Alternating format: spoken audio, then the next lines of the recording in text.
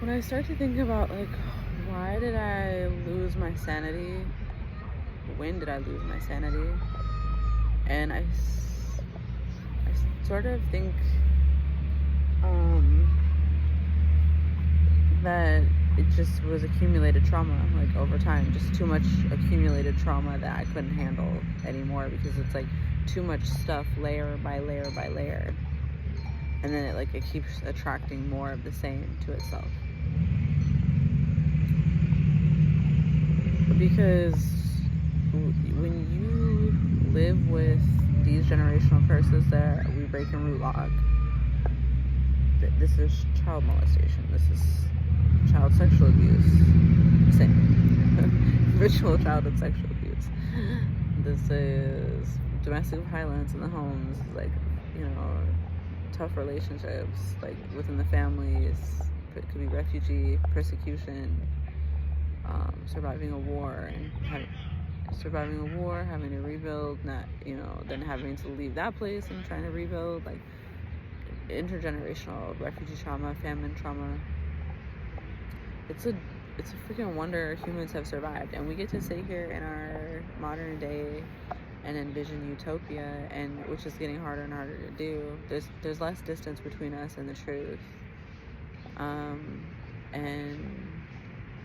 this is why it's so funny. I found this meme that I had made in like 2015, I think, that was like, it was the meme with the like white blonde woman that she's in one side of it, she's like ooh, saying like ooh to something, and then they'll, like, whatever it is, they'll put that in text right there, and then the other one, she's like,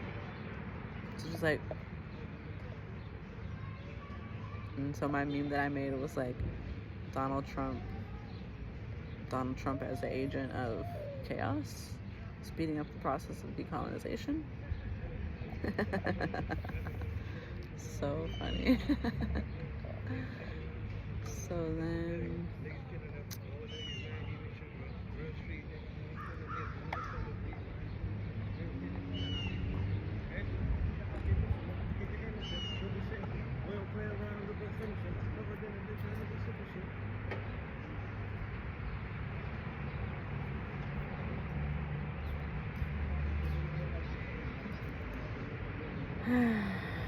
so I don't even remember what my video was about. I literally have no idea what this video is about. What was I even talking about? Oh, well, how did I lose my mind? Oh my god. Because you be out here, you see people all the time that just lose their marbles. They're out here screaming in the street, they're saying all kinds of wild shit. How do people lose their mind? Because they just had too much accumulated trauma build up over time, and they never had a way to let it out. And the people that are able to manage it the most are the people that are able to talk about it the most and express themselves the most and open up their throat chakra and speak. And what's interesting is that usually when you have a gift, you also have some type of curse in that area. So for example, you're a gifted speaker, but you have a curse of a vow of silence. You're gifted at healing with your womb, but you have a curse of the vow of celibacy. Or you're gifted at generating massive amounts of wealth, but you're cursed with the vow of poverty.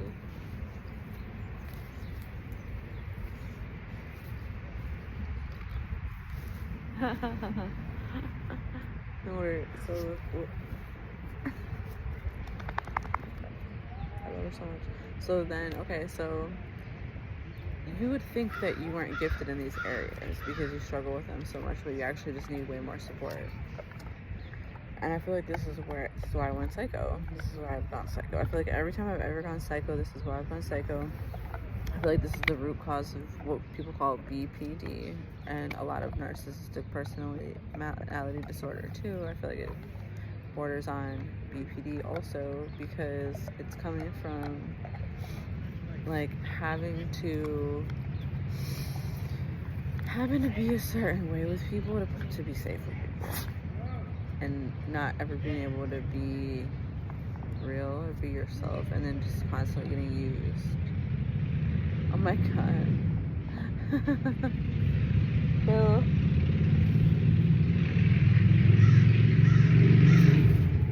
Alright, well, it's not my...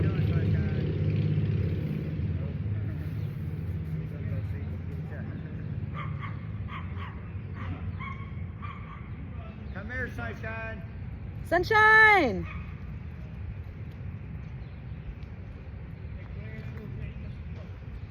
She seen Bogito, she was gone. Yeah, she's chasing him.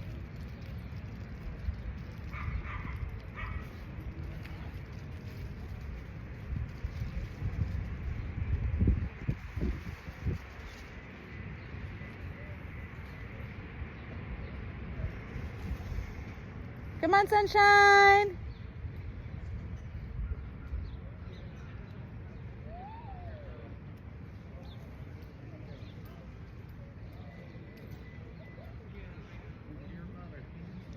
Thanks.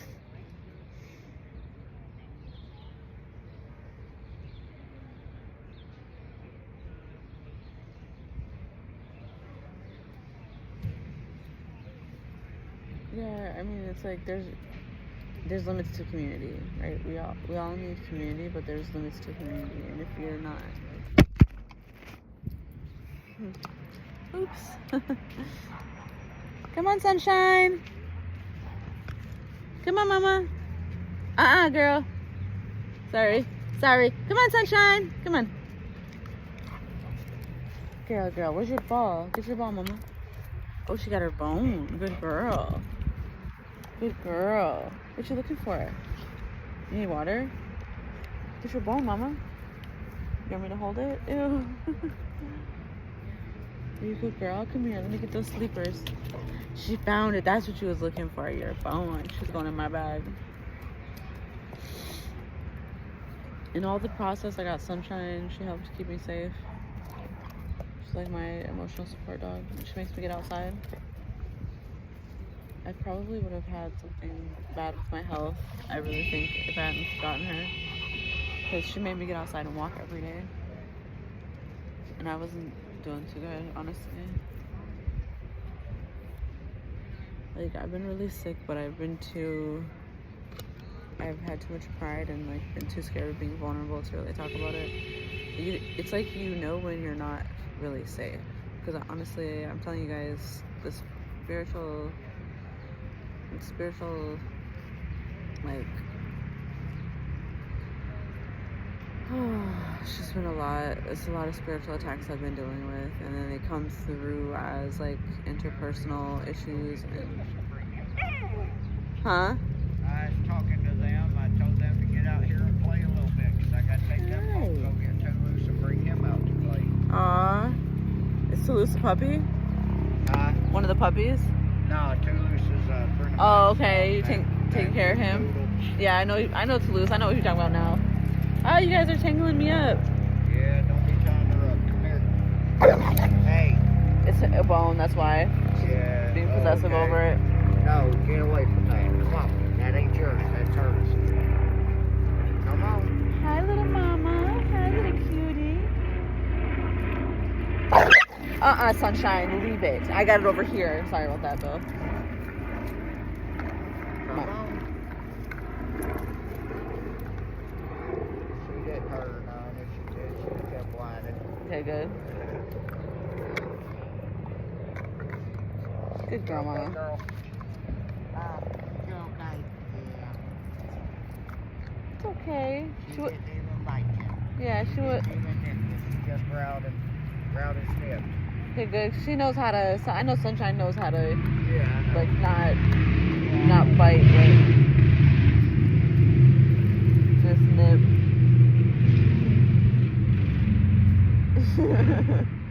She's possessive over her ball too. She's more into keep away than she is. Yeah, she wants me to throw it with this probably. Oh, she wants you to throw it. Come on, put it right here. Right. Not a whole lot. How you been? All right. You got the monsters. Yeah. Nutmeg. He's rolling. Cutie.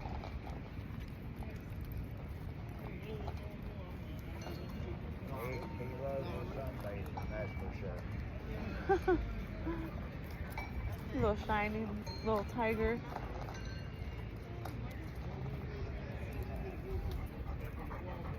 Good girl, Sunshine. You got your ball, Mama? Wow. Nutmeg lost some weight. Yeah, got a little skinny. Park's getting busy now. Such a beautiful day. Yeah, surviving. Ouch. Yeah, pretty much. Yeah, doing what I can when I can. Oh, yeah. Get it, Mama. Drop it here. All right, man. All right, I'll see Yeah. you later. Let's see you around.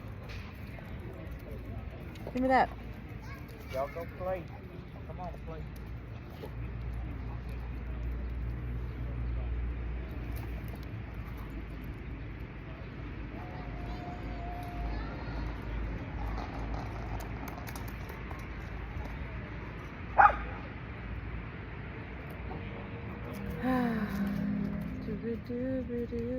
I think another reason why I went psycho was not doing this enough. Because I got her. I used to always do this before I had her. I would just come out here and like lay and chill out, smoke weed. And then when I got her, I had to be watching her. I couldn't let her get into everything. Now she's older, and we got Carla and Nutmeg, and Baby and Vanilla. So now she's older and she's super chill. She knows everybody. She says hi to the doggies. She's protecting. She's a good girl. Nobody's gonna take your ball or your bone, don't worry.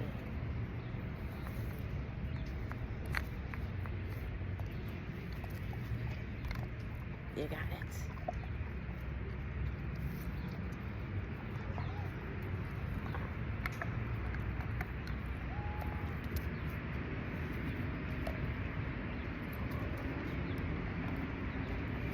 Give me that. A butterfly. That was so pretty. It flew around me twice. Give me that, Mama. Give me that stick. Come on. Alright. Yesterday I rescued a butterfly that was on the ground because I put this down and it climbed on it. And I made a post about it on Instagram. The Chakra Goddess. So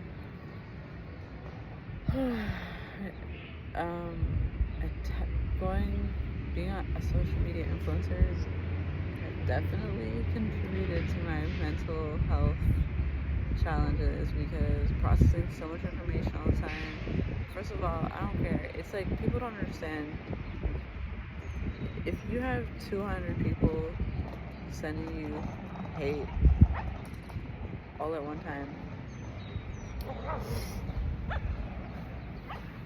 it's not just, oh, that's like, why do you care? That's online. Just close your phone. They can't hurt you. They can't do, like, first of all, you don't know who they are. They could be anybody. It could be like literally anybody in the hood. It could be literally any person from around the way in there. Because like one of the times that multiple times that I was canceled, it was like in my own community with my actual friends or with people that I knew. Things that happened where they just decided to turn on me out of nowhere. And this is like this deep betrayal wound over and over and over. I've lived this. This is not nothing new. And it comes through leadership. Like, people don't, I heard somebody say this online. People don't want what you give them, they want what you have. So this is when people end up getting too close to a situation while also being too jealous of a situation. And an evil eye bracelet or evil eye necklace is not gonna fix it. Even meditating on the evil eye, like, you're gonna have to meditate on it a lot.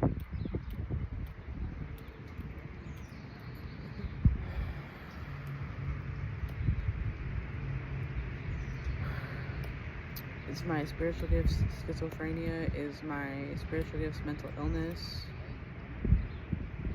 Sometimes, yes, they happen.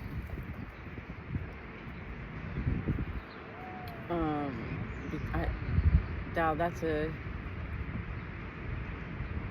They're gonna like take that clip and feed it to AI and be like, AI, make a video about how she's unqualified to be a healer, and then they'll spread it and it'll sound like it's me talking, but it won't really be me, and you guys will fall for it because you even fell for the scammer that said Grand Rising.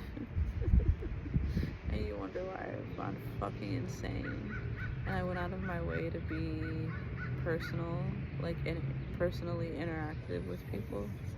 And it was the biggest mistake ever. If I could start over from the beginning, I would automate my entire business. I would have a whole team. I wouldn't be doing nothing for myself because I totally wore myself out trying to do everything and thinking that I could do it better than everyone else, not trusting myself to receive enough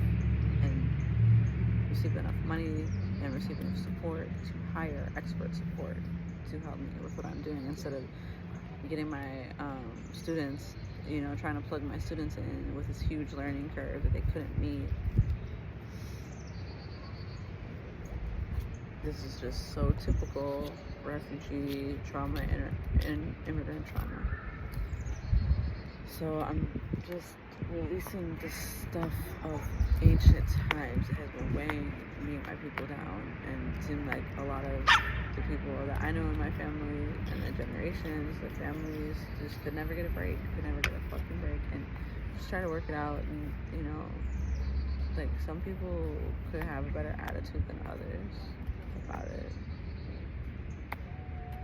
but it's been really, really heavy. It's been a lot of weight. And one thing I noticed about people like me is, and I think a lot of people that have BPD or NPD or whatever you want to call whatever this is, bipolar. Back in the day it was bipolar.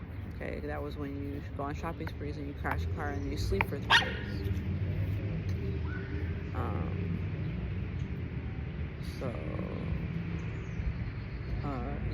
So my diagnosis list: ADD, ADHD, anxiety, depression, bipolar 1 and 2.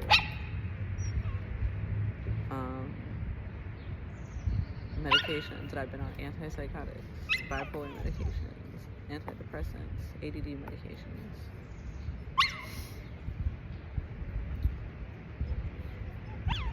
The last time I took medication, I was in my early 20s. No psychiatric medication, no birth control, barely even antibiotics or anything. Even barely even over-the-counter medications since then. I'm 40 now. It's been almost 20 years that I have not been. Drugs, that's another story. A spider. Spider with a big fat belly. Where'd you come from?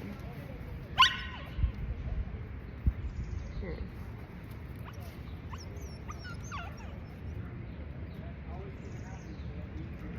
What you doing? Climb on the leaf.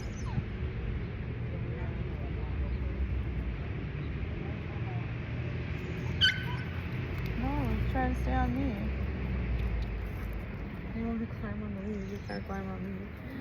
You got a stick, huh? Good girl. She got a stick. Wow. She's so smart. She's so good. She bited it. She destroyed her, girl. She destroyed it. She good, girl. She destroyed it again. She got clean teeth. Somebody was mentioning that, how people always say how well taken care of she is, and someone was like, look at her teeth, they're so clean. I was like, really? I don't even do anything to them. I just feed her bones. And it shines and sharpens them. So, obviously, it's obviously not having money will make you go psycho. That was most of my life, but also having money will make you go psycho, because if you have money and nobody else around you does, or if you're using you, then you're not safe with you and your money are not safe with them.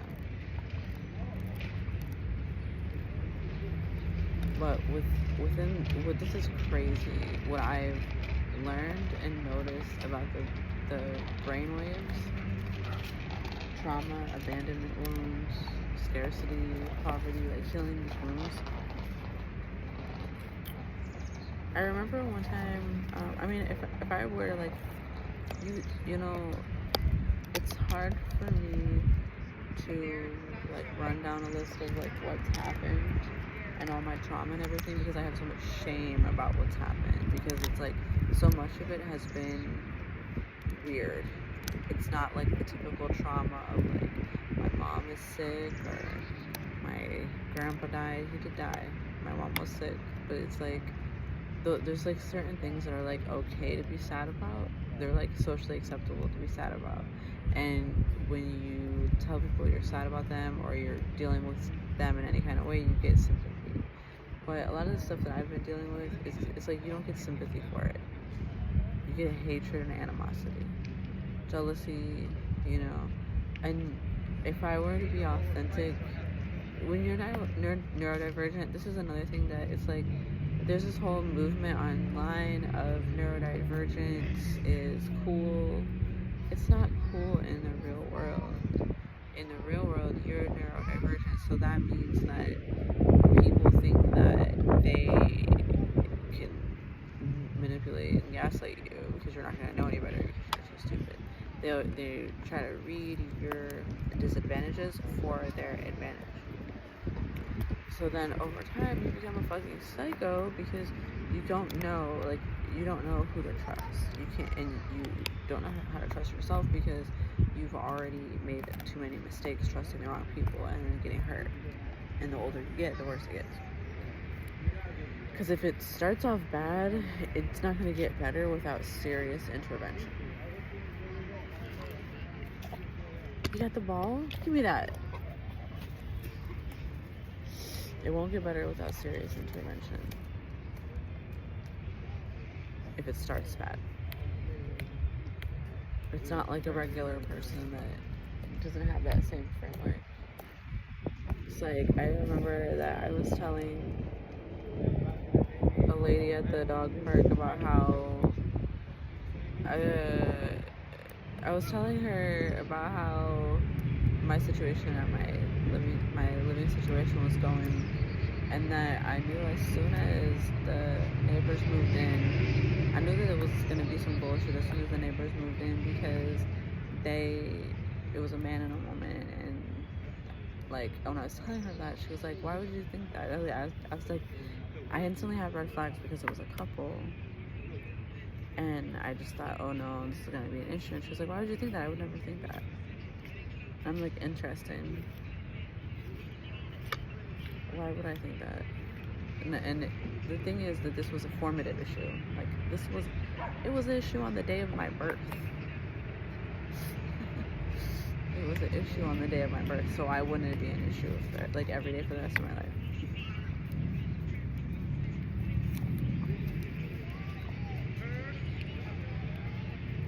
But then it needs a major disruption to occur. Then what happens is a major disruption occurs, because otherwise, without that, then I would just keep repeating and get more of the same. So we're untangling, we're removing, we're reweaving, and recreating. You're actually better off if you go psycho, as long as you're able to get yourself back. Another reason for going psycho is being in communion with interdimensional beings, like not being rooted in reality. Everybody else is moving off of a specific framework, meanwhile you're moving off of a completely different framework of value. So it looks weird, it looks crazy, it looks psycho. But then, so say you're me, and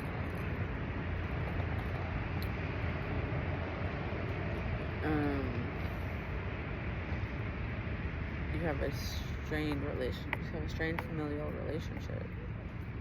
Why do I have a strained familial relationship? Because I was scapegoated and used as a sacrifice. The child, that's the oldest child, the unwanted child. the hardworking child. The child that the parents both hate because they remind them of each other. The child that was born to be sacrificed, where in an ancient time they would have just thrown it up on Moloch's lap and set fire to the thing. But in this day and age, they can't do that, so they set fire to the baby in another way. In all kinds of ways. So, though it astounds me, honestly, the way that we expect one another to have it together through extenuating circumstances honestly astounds me. I feel super judged, and I think maybe I'm judging myself. It is devoured. It's false. It has been. Maybe I'm judging myself. For me to feel so judged from the outside. And maybe I need more attention. I need to give more attention to myself for how much I feel like I'm lacking attention from others. Maybe I need more of my friendship and more of my love.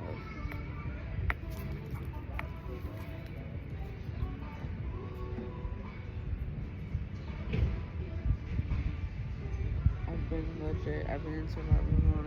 I have been just mired in negative thoughts. But I used to think more negative thoughts. It's crazy. What I'm dealing with is a virus. It's a snake virus that wraps itself all around your entire life. And once you clear it out, there's leftover remnants of its existence that are intertwined with everything that I've ever created. But that's okay. I'm not a bad person just because I exist in a framework of society that has all facets of good and evil. Like I didn't make this. I am not the one that is in power here. I'm just a participant. But I have the most power and dominion over shaping my own reality, and that starts from within. It's the kaleidoscope consciousness inside and me seeing what I want to see. Respecting myself, respecting others. Respecting the reality of what I have called into being with my birth. That obviously I didn't come here for other people or to make other people happy, because if it was up to them, they would lock me up in a mental institution and medicate me with brain altering chemicals and womb altering chemicals that would change my entire DNA. And when I say no, it's a problem. And knowing what I know, that seems crazy to a lot of people, that like literally, yeah, I do come from a lineage that they're trying to annihilate. Why would that seem crazy? It's been all over the TV and the news. And the only survivors, they want them to be people that are willing to consent to the hybridization. So it is what it is. I feel a lot of pressure a lot of times. I feel a lot of stress. But I'm just taking in too much stress and I'm not getting enough love. And this is what happens.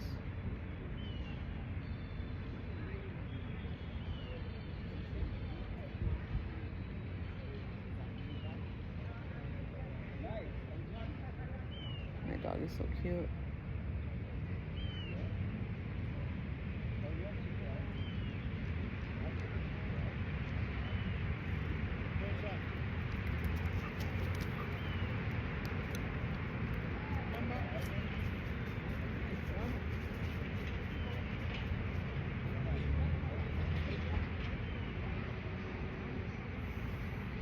Come on, sunshine!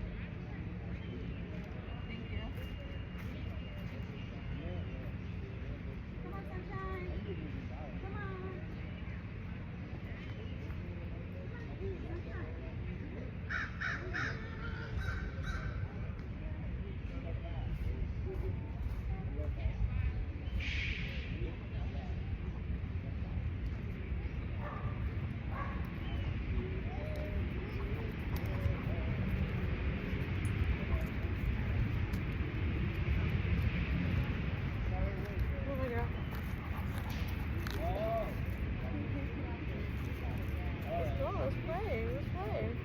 Let's go.